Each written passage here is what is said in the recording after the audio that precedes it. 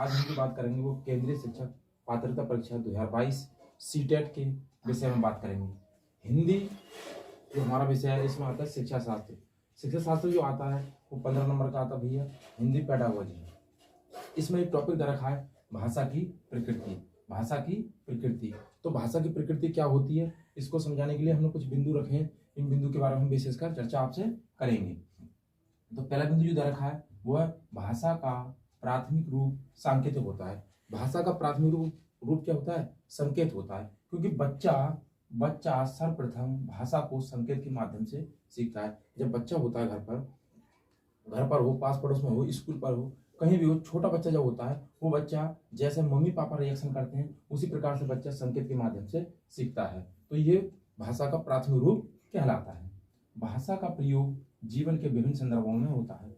भाषा का प्रयोग हम अपने जीवन की विभिन्न स्थितियों में करते हैं। भाषा एक अर्जित संपत्ति है। भाषा के लिए हम किसी से सीखते नहीं, अपने आप सीख जाते हैं। भाषा क्या अर्जित संपत्ति है, इसे हम जन्म से ही लेकर आते हैं। भाषा के लिए क्या करते हैं हम? जन्म से ही लेकर आते हैं। भाषा अभिव्यक्ति का एक सांकेतिक साधन है। भाषा अभिव्यक्ति का एक सांकेतिक साधन है।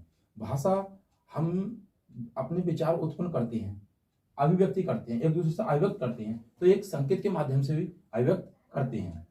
भाषा एक व्यवहारिक विषय है।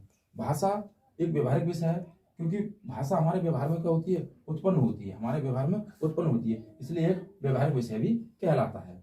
भाषा को अनुकरण द्वारा सीखा जाता है। भाषा के लिए अनुकरण द्वारा हम सीखते हैं। कैसे? जब मान लो चलो कक्षा, छोटा बच्चा होता है 1 2 3 4 5 साल का, 5 साल का हो, 6 साल का हो, तो अनुकरण के माध्यम से सीखता है। जैसे कोई अनुकरण करेगा दूसरा बड़ा वाला, वैसे ही छोटा बच्चा क्या करता है? उसका अनुकरण करता है। तो भाषा को अनुकरण द्वारा भी सीखा जाता है।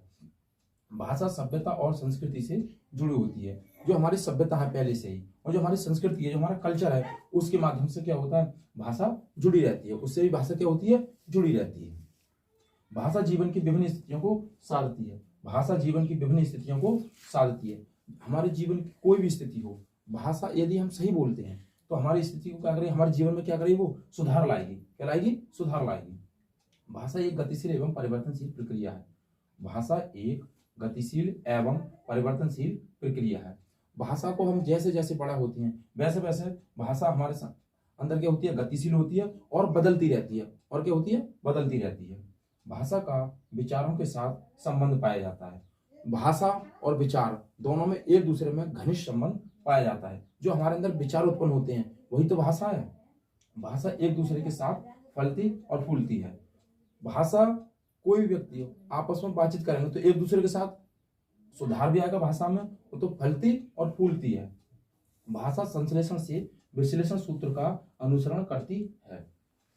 भाषा संश्लेषण से विश्लेषण सूत्र का अनुसरण करती है। भाषा है संश्लेषण। संश्लेषण का मतलब होता है इकट्ठा करना। पहले हम भाषा के लिए इकट्ठा करते हैं, उसके बाद में भाषा को क्या करते हैं हम?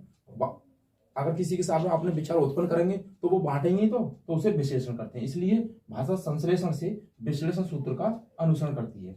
संश्लेषण का मतलब होता है कि बातों को इकट्ठा करना। विश्लेषण का मतलब होता है जैसे हमारी जो भाषा है, जो हमारे विचार उत्पन्न हुए हैं उनको बांटना या अभिव्यक्त करना, वो क्या कहलाता है? विश्लेषण कहलाता है। भाषा सभी विषयों के केंद्र में होती है। तो भाषा का कोई भी विषय हो वो सभी के केंद्र में क्या कहलाती है? भाषा होती है। सभी के केंद्र में क्या होती है? भाषा होती है।